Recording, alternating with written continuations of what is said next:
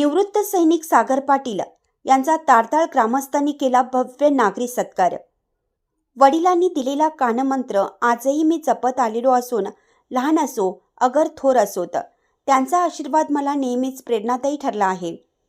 त्यांच्या आशीर्वादाच्या बळावरच मी गेली 17 वर्ष देशसेवेचे कार्य उत्तमपणे व प्रभावीपणे केलेले आहे।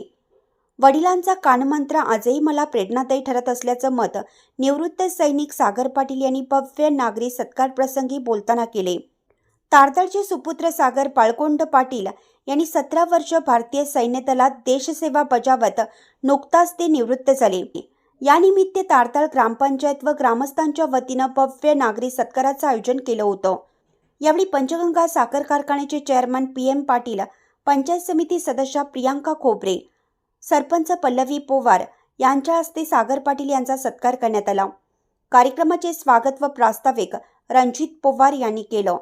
सागर पाटील यांनी जम्मू काश्मीर, अरुणाचल प्रदेश, पानागड, अहमदाबाद, बंगाल यासह अनेक सीमारेषेवर महत्त्वपूर्ण सेवा बजावली। यानिमित्त शनिवारी सायंकाळी ग्रामपंचायत तारदाळ येथून भव्य मिरवणूक काढण्यात आली।